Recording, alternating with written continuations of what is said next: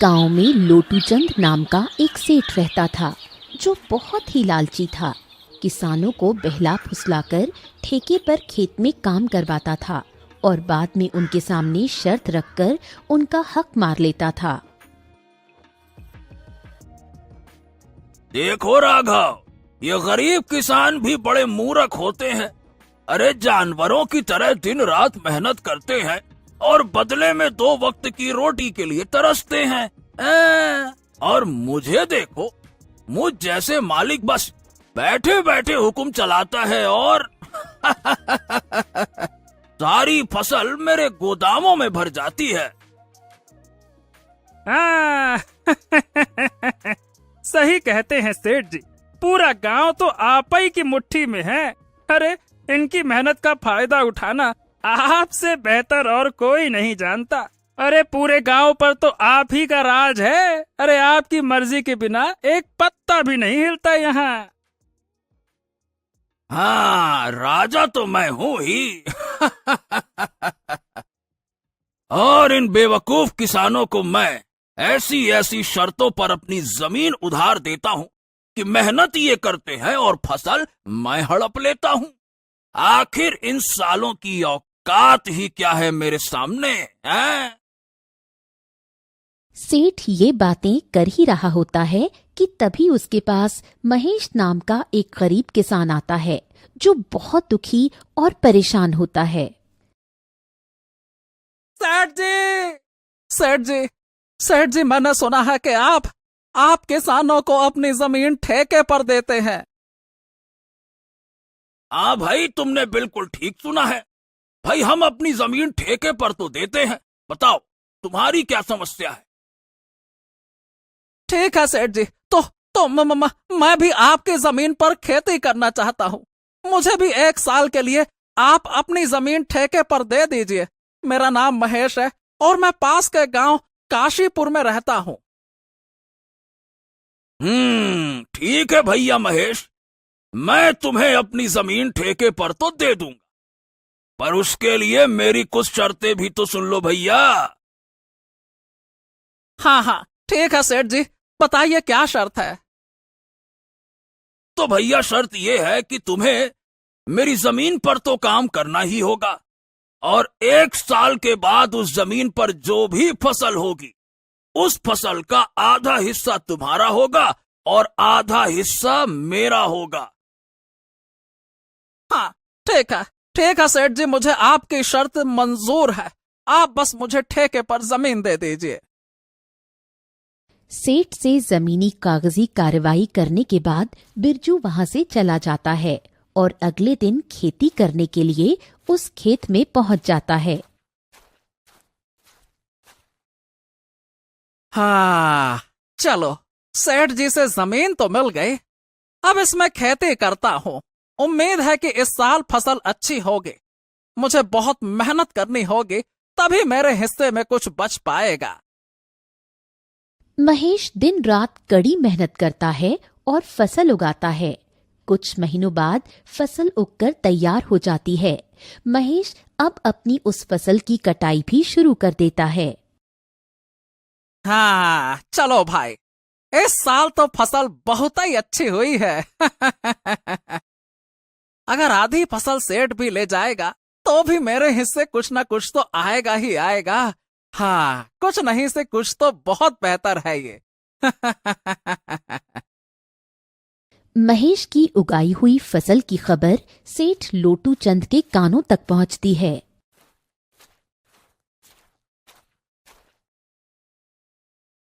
अरे सेठ जी, सुनते हो क्या? अरे आज महेश अपने फसल की कटाई कर रहा है और इस साल तो महेशबा की फसल बहुत ही अच्छी हुई है। हाँ, क्या बात कर रहे हो, सच में? अरे वाह, ये तो बहुत अच्छी खबर है कि आज महेश फसल की कटाई कर रहा है। चलो चलो भैया, चलकर देखते हैं कि क्या हाल है।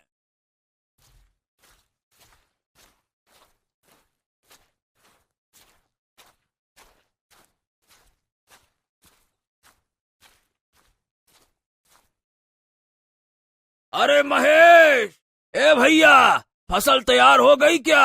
हाँ, इस बार तो तुम्हारी फसल वाकई बहुत अच्छी लग रही है। वाह वाह वाह, बहुत मेहनत किया है तुमने।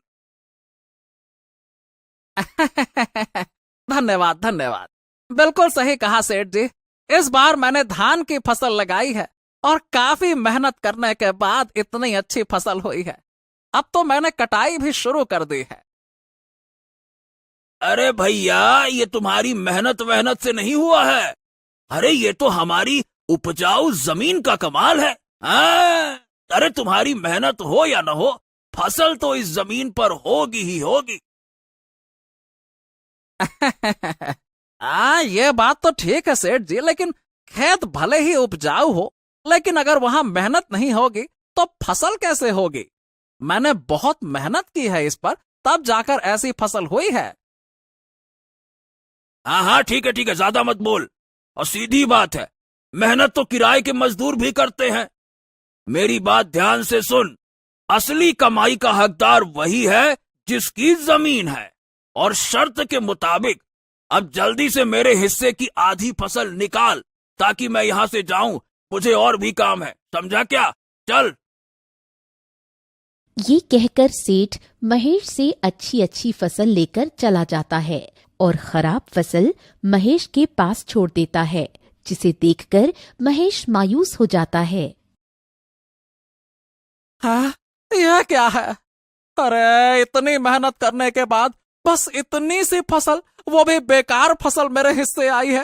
अरे धिक्कार है, ऐसी जिंदगी पर धिक्कार है।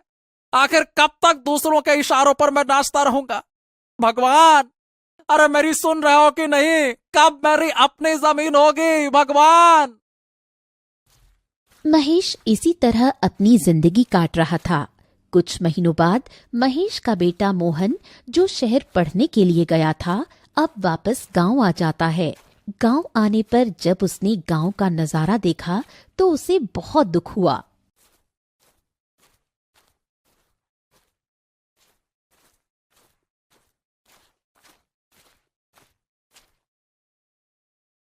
पिताजी, हमारे गांव का ये हाल क्यों है?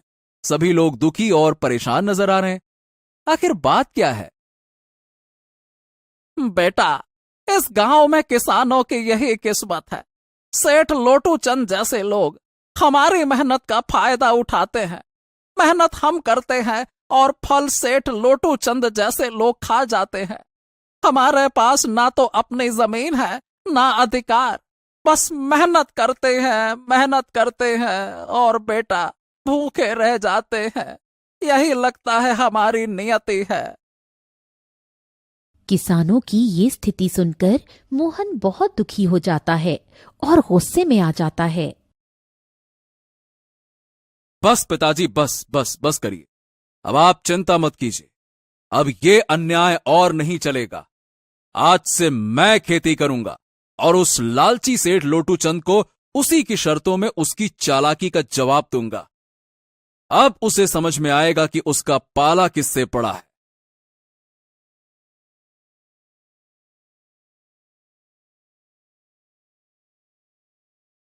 अगले ही दिन मोहन सेठ लोटू चंद के घर पहुंच जाता है। हाँ भैया, कहो मोहन, क्या बात है? सेठ जी राम राम। पिताजी की जगह इस बार मैं खेती करूंगा। मुझे ठेके पर कुछ जमीन चाहिए। हैं? क्या बात है, क्या बात है? अब तुम खेती करोगे? वाह! अरे बेटा, जाओ जाओ जाओ। अभी तुम्हारे अंदर इतना दम नहीं है बेटा कि तुम खेती कर पाओ। देखो, ऐसा है बेटा कि पढ़े लिखे लड़के ना खेती के नाम पर गधेड़े साबित होते हैं, समझे क्या? अरे नहीं नहीं सेठ जी, आप ऐसा मत बोलिए। मैं पढ़ा लिखा हूं, लेकिन हूं तो किसान का बेटा ही ना। खेती किसानी मेरा धर्म है। हाँ, खेती किसानी मेरा धर्म है तो ठीक है, चल मान लेता हूं मैं भी कि खेती किसानी करेगा। वैसे भी आजकल काम ही क्या कर रहा है, सब पढ़ लिख कर ऐसे ही बेरोजगार तो घूम रहे हैं, तो खेती किसानी ही सही है ना? चलो भैया, ठीक है, करो, तुम खेती किसानी ही करो। आपका आपका बहुत बहुत धन्यवाद सेठ जी, जो आपने इतनी कृपा की। अरे बस बस, धन्यवाद बाद में दे देना। पहले भैया मेरी नियम और शर्तें तो सुन लो। हाँ हाँ, बिल्कुल सेठ जी, बताइए क्या शर्त है आपकी। ये तो बच्चा है, इसे कुछ ऐसी शर्त बताता हूं जिससे कि इसकी सारी फसल मेरी हो जाएगी।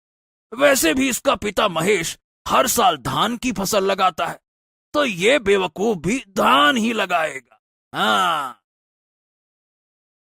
अच्छा ठीक है, तो मोहन सुनो, तुम जो भी फसल लगाओगे उसका आधा मैं रखूंगा और आधा तुम रखोगे, लेकिन ऊपर का हिस्सा मैं रखूंगा और नीचे का हिस्सा तुम्हारा होगा। समझ गए? मैं फिर से दोहरा देता हूं, ऊपर का हिस्सा मैं रखूंगा और नीचे का हिस्सा तुम्हारा होगा। अगर मेरी ये शर्त मंजूर है तो बोलो भैया। हाँ हाँ ठीक है सेठ जी, मुझे आपकी शर्त मंजूर है, ऐसा ही होगा।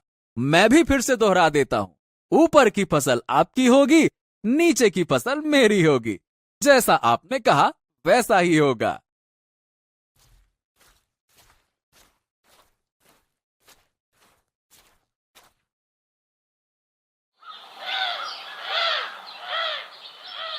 अगले दिन से मोहन खेतों पर काम करना शुरू कर देता है।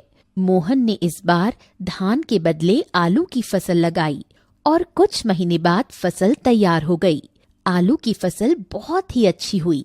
अब मोहन खेत से आलू निकालने लग जाता है। फसल की खबर मिलते ही सेठ लोटू चंद मोहन के पास पहुंच जाता है। अरे भैया मोहन, तुम्हें शर्त याद है ना? आधा मेरा आधा तुम्हारा और ऊपर का मेरा नीचे का तुम्हारा, याद है ना? हाँ हाँ सेठ जी, मुझे सब कुछ याद है। आधा आपका और आधा मेरा, और आपने कहा था ना कि नीचे का हिस्सा मेरा होगा, ऊपर का हिस्सा आपका होगा, तो आप ऊपर का हिस्सा ले सकते हैं। अरे अरे अरे अरे सेठ जी, इसने तो चालाकी मार दी। ये धान की फसल नहीं, ये तो ससुरा आलू की फसल है। अरे ये क्या है? ए, इस बार तुमने आलू लगाया है? हाँ सेठ जी, पिताजी इतने सालों से धान की ही फसल लगा रहे थे, तो मैंने सोचा कि इस बार आलू की फसल लगा लेता हूं। अरे तो मैं क्या करूंगा इस घास फूस को लेकर, जबकि सारे के सारे आलू तो तुम ले रहे हो, ऊपर तो घास फूस ही है ना, हैं? अब देखिए सेठ जी, शर्त आपकी थी, आपने ही शर्त लगाई थी और आप ही अब शर्त को मानने के लिए तैयार नहीं है। मैं तो कुछ नहीं जानता, आप अपना ऊपर का हिस्सा ले जाइए बस। इस तरह मोहन ने चालाकी दिखाते हुए लालची सेठ को मुंह तोड़ जवाब दिया और सभी आलू लेकर घर आ गया और घास फूस उस सेठ के हिस्से छोड़ आया। अरे मालिक, पूरे गांव में आज तक आपके सामने किसी ने चालाकी दिखाने की हिम्मत नहीं की, और ये मोहन का बच्चा आपको इतनी आसानी से बेवकूफ बना गया। क्या सेठ जी, ये क्या हो गया? हाँ, अरे वो बच्चा भला मुझे क्या बेवकूफ बनाएगा? आने दो उसे। इस बार तो मैं उसको ऐसा सबक सिखाऊंगा ना कि मुझसे दोबारा उलझने की कोशिश भी नहीं करेगा। बड़ा आया। कुछ दिन के बाद मोहन दोबारा सेठ के घर जाता है। कैसे हो सेठ जी? राम राम राम राम। हाँ, राम राम राम राम। कहो लड़के, इस बार क्या चाहिए तुझे? वही सेठ जी, आपकी जमीन ठेके पर चाहिए, खेती करनी है।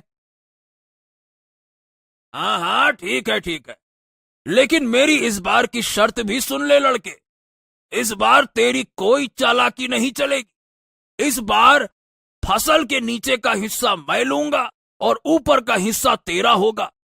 साफ साफ सुन लेना, नीचे का मेरा, ऊपर का तेरा। बोल, ये शर्त मंजूर हो तो आगे बात करें, नहीं तो भैया राम राम। अरे अरे, काहे की राम राम सेठ जी, मुझे मंजूर है आपकी शर्त। इस बार ऊपर का भाग होगा मेरा और नीचे का भाग होगा आपका। मंजूर है?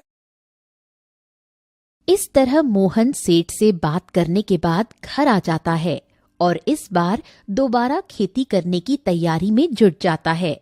मोहन इस बार गेहूं की फसल लगाता है और कुछ दिनों बाद फसल काफी अच्छी उग जाती है। अरे वाह वाह वाह वाह वाह, इस बार तो गेहूं की फसल खूब लहलहा रही है। मजा आ गया। अब आने दो उस सेठ को, फिर से ऐसा मजा चखाता हूं ना कि मजा ही आ जाएगा उसको। कुछ दिन के बाद सेठ मोहन के पास आता है।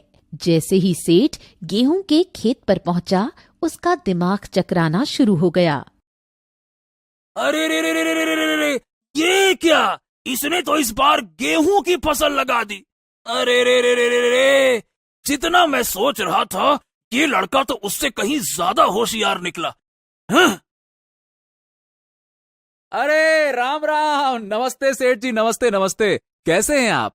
हाँ देखिए सेठ जी, इस बार मैंने गेहूं की खेती की है और देखिए, आपकी शर्त के मुताबिक इस फसल के ऊपर का हिस्सा मेरा होगा और नीचे का हिस्सा आपका होगा, जैसा आपने कहा था।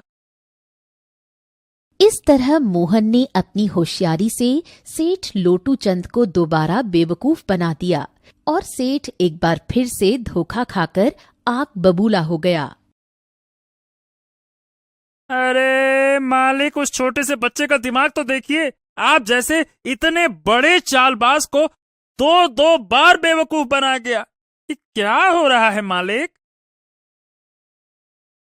अरे मैं उसको बच्चा ही समझ रहा था और उस बच्चे ने तो मुझे बेवकूफ ही बना दिया। आने दो इस बार, फिर उसको बताता हूं कि सेठ लोटू चंद किसे कहते हैं।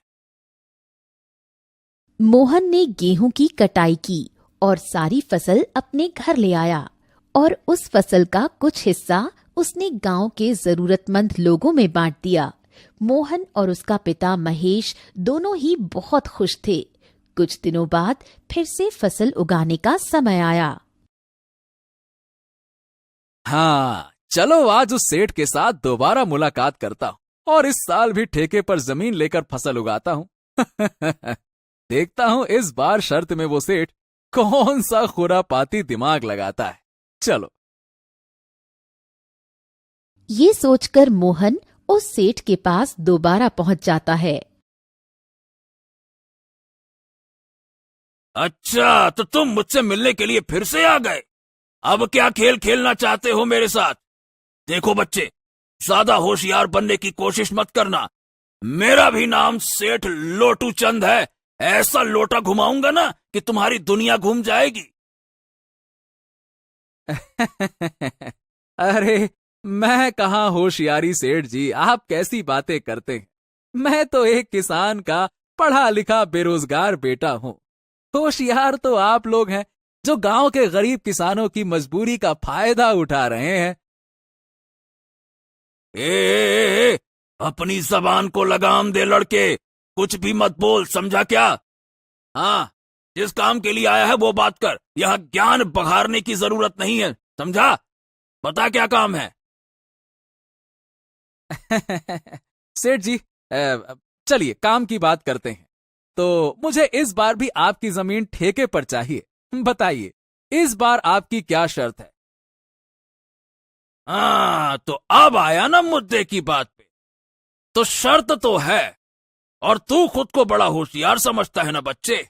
चल, तो इस बार फसल के नीचे का और ऊपर का हिस्सा मेरा होगा और बीच का हिस्सा तेरा होगा।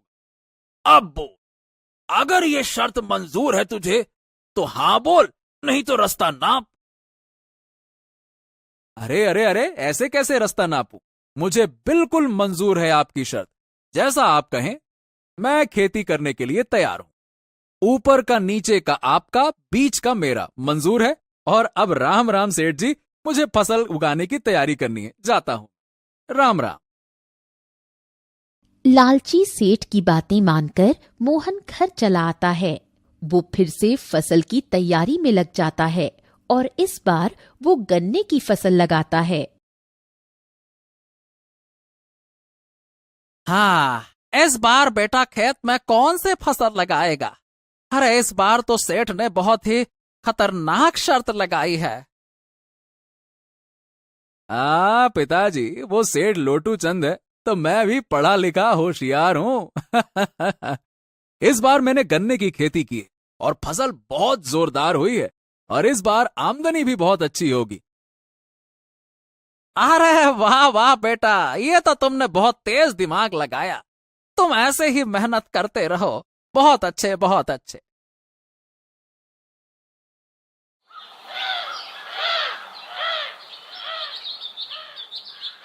कुछ दिनों बाद लालची सेठ और राघव दोनों दोबारा मोहन के पास आने लगे। अरे सेठ जी, इस बार तो मोहन का दिमाग ही चकरा जाएगा। इस बार तो आपने बहुत ही बढ़िया शर्त रखी है। ऊपर का भी आपका, नीचे का भी आपका। अब उसके पास क्या बचा? ठन ठन गोपाल ठेंगा।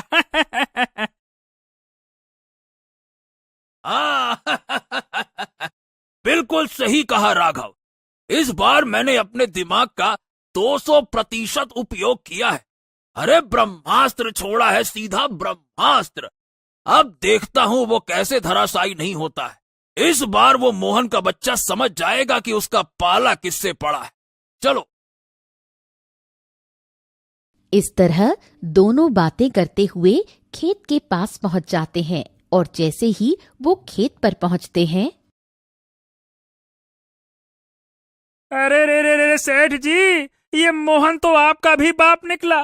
देखो जरा, उसने इस बार कौन सी फसल लगाई है? ये क्या है? अरे रे रे रे, ये क्या? इसने तो गन्ने की फसल लगाई है।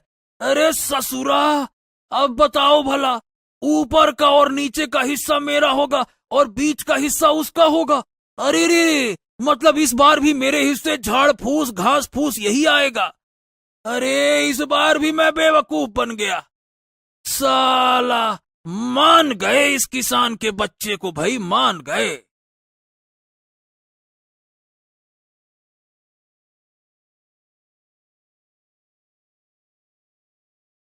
आइए आइए आइए सेठ जी, आइए आइए। राम राम राम राम। क्या हाल चाल है आपके और क्या बातचीत चल रही दोनों में? जरा मुझे भी बताइए। अच्छा, क्या बातचीत चल रही है? एक तो चोरी, ऊपर से सीना जोरी। अरे तुमने मुझे इस बार भी बेवकूफ बना दिया, समझे? अरे अरे अरे, मैं भला आपको क्या बेवकूफ बनाऊंगा सेठ जी? आप तो दुनिया को बेवकूफ बनाते हो। देखो सेठ जी, इस बार मैंने गन्ने की फसल उगाई है और आपकी शर्त के मुताबिक इस फसल के ऊपर और नीचे का हिस्सा आप ले जाओगे और बीच का मैं ले जाऊंगा। जैसी शर्त वैसा काम। अबे ओ किसान के बच्चे, सेठ जी को ज्यादा होशियारी दिखाने की कोशिश मत करना। बेईमानी और धोखाधड़ी में वो सबके बाप है, बाप। ये खेत भी हमारा और ये फसल भी हमारी है। अब बोल। ए बस कर राघव, बस कर, बस बस। हाँ, मैं समझ गया। चिल्लाने की कोई आवश्यकता नहीं है अब। ये शायद हमारी ही करनी का फल है। मैंने भोले भाले इन किसानों को बहुत ठगा है। आज पहली बार हमसे किसी ने पंगा लिया और इस लड़के ने मेरी आंखें खोल दी। मैं समझ चुका हूं और मेरा हृदय भी परिवर्तित हो गया है। अब मैं किसी किसान को बिल्कुल परेशान नहीं करूंगा।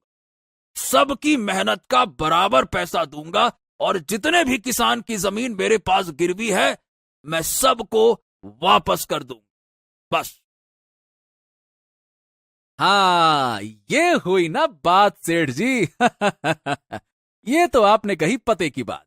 देखिए सेठ जी, एक किसान दिन रात मेहनत करता है अपने लिए और अपने परिवार के लिए, और किसके लिए करेगा ये सब कुछ? ना तो कभी वो अच्छे कपड़े पहन पाता है, ना ही कभी अच्छा खाना खा पाता है। दिन रात दूसरों का पेट भरने के लिए वो अपना पेट काटकर मेहनत करता है। न गर्मी देखता है, न ठंडी देखता है, न बरसात, बस वो मेहनत करता है। इसीलिए इनको तरसाना ठीक नहीं है सेठ जी। इनका हक तो इनको मिलना ही चाहिए ना, है ना?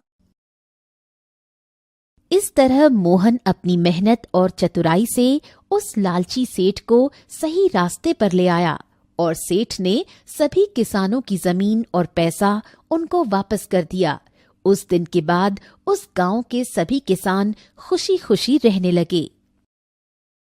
दोस्तों, कहानी अच्छी लगी हो तो वीडियो को लाइक जरूर करें और ऐसी ही मजेदार कहानियों के लिए इस चैनल को सब्सक्राइब करना बिल्कुल न भूलें। तो मिलते हैं एक और अनोखी कहानी में। तब तक स्वस्थ रहें, मुस्कुराते रहें।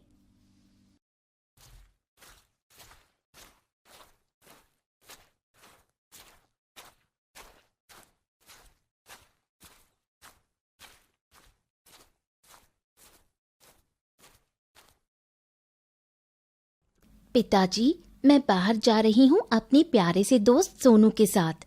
कुछ देर में वापस आ जाऊंगी। ठीक है बेटा राजकुमारी अन्वी, लेकिन मैं तुम्हारे पीछे कुछ सैनिकों को भेज देता हूँ, वो तुम्हारी रक्षा करेंगे। नहीं पिताजी, आपकी बेटी बहुत निडर और मजबूत है। भला मुझे किसी की रक्षा की क्या जरूरत। और वैसे भी मैं बस कुछ ही दूर जा रही हूँ, जल्दी ही वापस आ जाऊंगी। अच्छा, चलो ठीक है, आप जा सकती हैं, लेकिन आप जल्द ही वापस आएंगी, ठीक है ना? क्योंकि हमें आज शाम तक राजा विश्वनाथ जी से मिलने जाना है। ठीक है पिताजी, चल आ सोनू, चलते हैं। राजकुमारी अन्वी अपने पालतू कुत्ते सोनू के साथ जंगल की सैर पर निकली। जंगल की ठंडी हवा और शांत माहौल उसे बहुत भाता था। सोनू देखो, ये जगह कितनी सुंदर है, कितना सुकून है यहाँ। वाह, आज लगता है कि राजमहल से अच्छा ये प्यारा सा जंगल है। यहाँ कितनी सुंदरता है।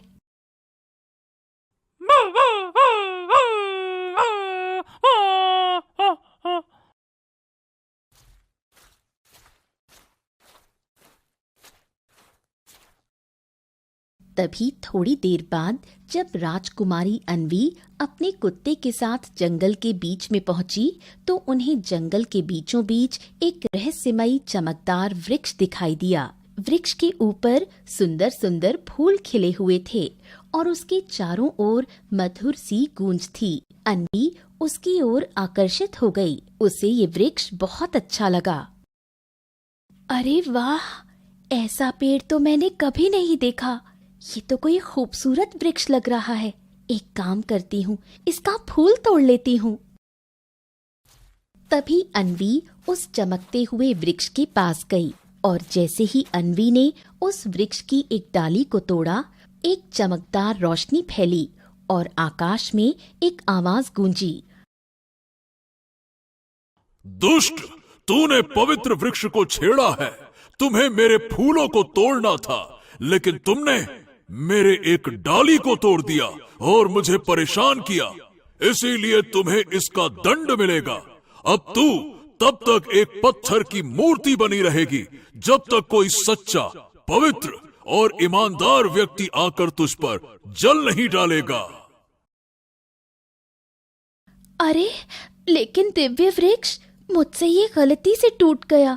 मैं तो सिर्फ एक फूल तोड़ने आई थी। आप कृपया करके ये श्राप वापस ले लीजिए। मैं एक राजकुमारी हूँ। जैसे ही इस पेड़ को पता चला कि वो एक राजकुमारी है, तभी उसने कहा, हे राजकुमारी, मैं ये श्राप तो वापस नहीं ले सकता क्योंकि आपने मेरी सुंदरता भंग की है। लेकिन मैं आपके साथ जो ये कुत्ता है उसे एक वाणी देता हूँ कि ये अब से इंसानी आवाज में बोल पाएगा और आप तभी ठीक हो पाओगी जब ये किसी पवित्र, परिश्रमी और नेक दिल व्यक्ति को लेकर आएगा, जो आपके ऊपर पवित्र जल अपने हाथों से डालेगा और आपका श्राप मिटा देगा। इतना कहकर वृक्ष शांत हो गया। अन्वी की देह एक संगमरमर की मूर्ति में बदल गई। कुत्ता सोनू घबरा गया, लेकिन अब उसके पास एक इंसानी आवाज में बोलने की शक्ति थी।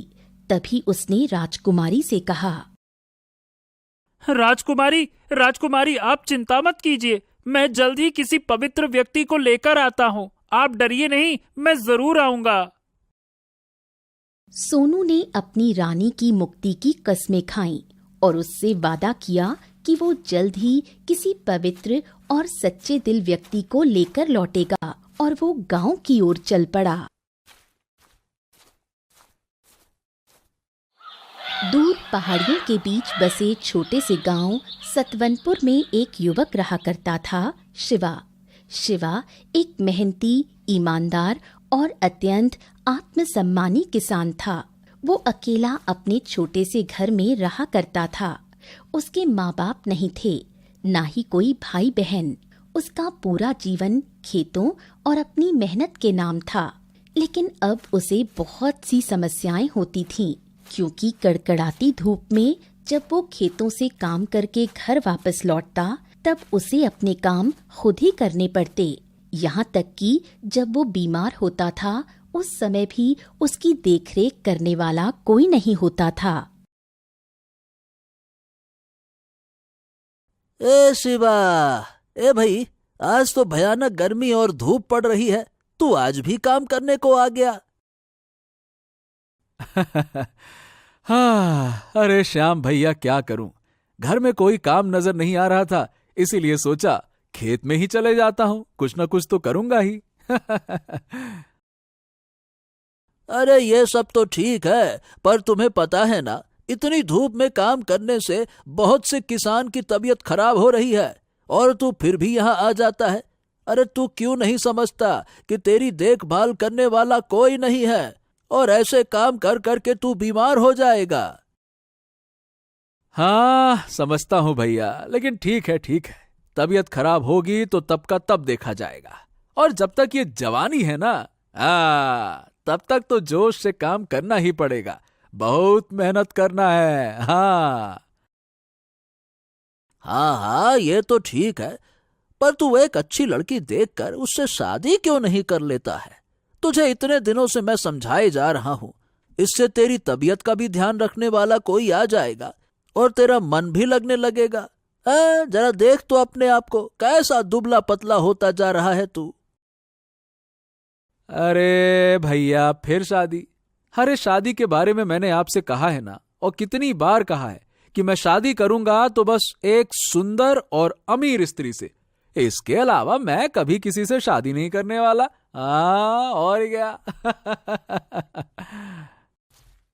इतना बोल दोनों अपने घर की ओर निकल जाते हैं। अब शाम हो गई थी। शिवा का रोज एक ही काम था, या तो वो गांव की मदद करेगा या चला जाएगा खेतों में काम करने। दूसरे दिन फिर शिवा निकल जाता है खेतों में। तभी रास्ते में कुछ लोग उसे देख आपस में बोलते हैं, अरे देखो, शिवा फिर अकेले खेतों में जा रहा है, अब तो दिन ब दिन दुबला होता जा रहा है ये। हाँ, बेचारे की जिंदगी भी कितनी कठिन है, ना बीवी है ना कोई साथ। हम तो कहते हैं कि इसे अब शादी कर लेनी चाहिए। अरे कितनी बार तो कहा है उससे, लेकिन कहता है जब तक एक अमीर और सुंदर स्त्री नहीं मिलती तब तक शादी नहीं करेगा। अब बताओ भला, एक गरीब और आवारा को कौन अपनी बेटी देगा? हाँ, लोग तो कहते हैं, पर अगर मुझे शादी करनी है तो किसी ऐसी लड़की से करूंगा जो समझदार हो, मेहनती हो और अमीर भी हो, नहीं तो जिंदगी की ये तंगी कभी खत्म ही नहीं होगी।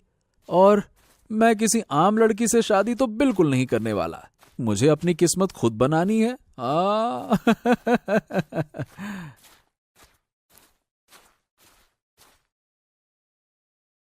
अरे राम राम, बाप रे बाप, आज भी गर्मी कम नहीं हुई है। अरे भगवान उठा ले रे बाबा, उठा ले। अरे मुझको नहीं, इस गर्मी को उठा ले। अरे रे, अरे ये कुत्ता यहाँ क्यों देख रहा है? और ये यहाँ का कुत्ता तो नहीं लगता। अरे कहीं ये पागल कुत्ता तो नहीं है? ओए ओए, चल दूर दूर कहीं का, चल जा यहाँ से, चल चल, अरे भाग जा यहाँ से। ये कुत्ता कुछ नहीं बोला, लेकिन मुखिया के ज्यादा भगाने पर वो जाने लगा।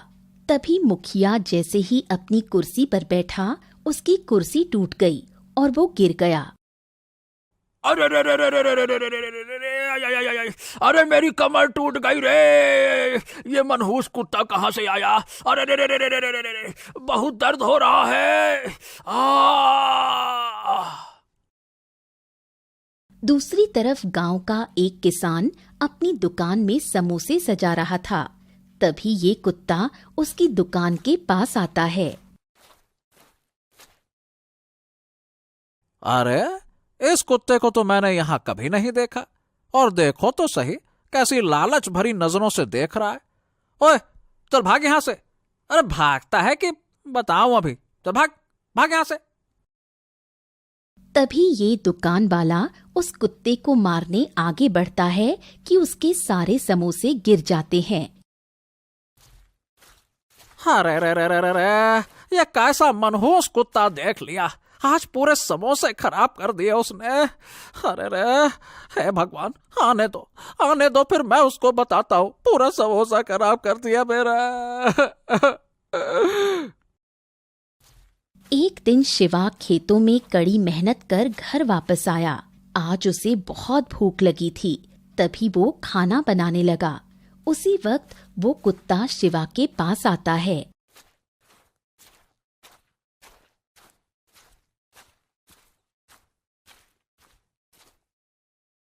अरे, इस कुत्ते को तो मैंने पहली बार देखा अपने गांव में। हाँ, लगता है भूखा है। चलो, इसे भी कुछ रोटी दे देता हूं। तभी शिवा ने उस कुत्ते को घर के अंदर बुलाया और अपनी रोटी में से आधी रोटी उस कुत्ते को दी। तभी से कुत्ता शिवा को देख रोने लगा और बोला, धन्यवाद, मैंने बहुत जगह कोशिश की, लेकिन कोई भी मेरी मदद नहीं कर रहा था। तुम पहले व्यक्ति हो जिसने बिना कुछ मांगे मुझे कुछ दिया। अरे, तू बात कर सकता है? कौन है तू? कोई राक्षस तो नहीं है ना? नहीं नहीं नहीं नहीं शिवा, घबराओ मत। मैं तो तुम्हारा मित्र हूँ। मैं एक साधारण कुत्ता ही हूँ, लेकिन मैं अभी बोल सकता हूँ। मेरी रानी पर श्राप लगा है और उसे बस तुम्हारी तरह एक इंसान की जरूरत है, सच्चे, पवित्र और मेहनती। अगर तुम मेरी सहायता करो तो एक नारी की मुक्ति संभव है। शिवा कुछ पल सोच में डूबा, फिर सिर हिलाया और बोला, ठीक है। देखो, मैं किसी का भला करने से कभी पीछे नहीं हटता, क्योंकि मेरा एक ही सिद्धांत है, कर भला तो हो भला। अगर किसी की मदद करने से उसे नया जीवन मिल सकता है तो मैं उसकी मदद जरूर करूंगा। हाँ। ये सुन सोनू बहुत खुश हुआ। उसने शिवा को बोला कि कल सुबह वो उसे उस वृक्ष के पास ले जाएगा जहां उसकी रानी है।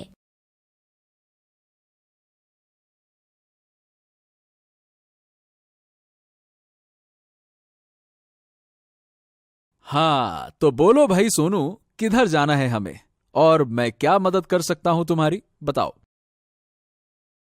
शिवा, तुम्हें मेरे साथ जंगल के बीचों बीच चलना होगा, वहीं तुमको सब समझ में आ जाएगा। चलो, आ जाओ, मेरे साथ आओ। शिवा और सोनू दोनों जंगल की ओर चल दिए। थोड़ी देर बाद जैसे ही वो उस वृक्ष के पास पहुंचे, सोनू ने मूर्ति की ओर इशारा किया जहां राजकुमारी अन्वी की पत्थर बनी हुई मूर्ति थी। हाँ, तो ये है मेरी रानी, राजकुमारी अन्वी। इन्हें इस दिव्य वृक्ष ने अपने श्राप में बांध लिया है, क्योंकि सोनू शिवा को सारी बात बताता है कि कैसे राजकुमारी जंगल घूमने आई थी और फिर इस वृक्ष के फूलों से आकर्षित होकर इसकी एक डाली टूट गई और फिर इस वृक्ष ने राजकुमारी को एक पत्थर की मूर्ति में बदल दिया और मुझे इंसानी आवाज दी बोलने के लिए, जिससे मैं किसी पवित्र और ईमानदार व्यक्ति को बुलाकर राजकुमारी को श्राप से मुक्त करवा सकूं। हाँ, अच्छा तो ये बात है। दोस्त, अब तुम देखो मैं कैसे मिनटों में राजकुमारी को मुक्त करता हूं। तभी शिवा जंगल के पास के झरने से पानी भरकर लाया और मूर्ति पर डाला। उसी क्षण पूरा जंगल रोशनी से भर गया। मूर्ति फूटकर जीती जागती अन्वी में बदल गई। तभी इस दिव्य वृक्ष से आवाज आई, हे राजकुमारी, अब आप मुक्त हैं। इस व्यक्ति के पवित्र मन, निस्वार्थ सेवा और मेहनती स्वभाव ने आपको एक नया जीवन दान दिया है। ये सच है? मैं फिर से जीवित हो गई? हाँ हाँ हाँ राजकुमारी, अब आप बिल्कुल ठीक हैं, एकदम मजे में। अरे चाहे तो आप अपने कुत्ते को छू कर देख सकती हैं। हाँ, छुए छुए छुए। वैसे मैं आपको पहले ही बता देता हूं। देखिए, मेरा नाम शिवा है और मैं भाग्यशाली हूं कि मैं आप जैसी सुंदर स्त्री की मदद कर पाया। शिवा, तुमने मुझे नया जीवन दिया है। आज अगर तुम नहीं आए होते तो शायद मैं जिंदगी भर ऐसे ही रहती। अगर तुम चाहो तो मैं तुम्हारी जीवन संगिनी बनना चाहती हूँ। मैंने तो बस एक अच्छा काम किया है। अगर तुम जैसी जीवन साथी मिले तो ये तो मेरा बहुत बड़ा सौभाग्य होगा। और वैसे भी पूरे गांव वालों को भी तो दिखाना है कि शिवा जो बोलता है वो करता भी है। हाँ। शिवा बहुत खुश हुआ। आखिरकार उसे एक बहादुर स्त्री मिल ही गई। तीनों ने जब खुशी खुशी गांव में प्रवेश किया तब गांव के सारे लोग इन्हें देख दंग रह गए। अरे, ये तो राजा की बेटी है, लेकिन ये शिवा इसके साथ क्या कर रहा है? अरे, हम तो शिवा को कहते थे शादी करके दुल्हन ले आ, ये तो सीधा रानी ले आया। थोड़ी देर बाद जब राजा चंद्रबुद्ध अपनी बेटी को खोजते हुए गांव आए तब शिवा को देख चौंक गए। लेकिन जब राजा को सारी बात पता चली तब उन्होंने शिवा को धन्यवाद कहा, शिवा को सम्मानित किया और पूरे गांव में उसकी भलाई का ढिंढोरा पिटवाया। तभी राजकुमारी अन्वी राजा से बोली, पिताजी, शिवा ने मुझे एक नया जीवन दिया है और शिवा जैसा मेहनती ईमानदार व्यक्ति शायद ही मुझे मिल सकता है। पिताजी, मैं शिवा को अपने साथ अपने महल में रखना चाहती हूँ और शिवा भी मुझसे शादी करने के लिए तैयार है। ठीक है। मैं इस सच्चे, मेहनती और महान युवक को अपनी बेटी का हाथ देता हूं। ये सुन शिवा भी बहुत खुश हुआ, मानो कि शिवा की मेहनत और उसकी जिद रंग लाई। आखिर शिवा की शादी सिर्फ किसी अमीर लड़की से नहीं बल्कि राजकुमारी अन्वी के साथ हो गई। सारे गांव वाले भी बहुत खुश हुए।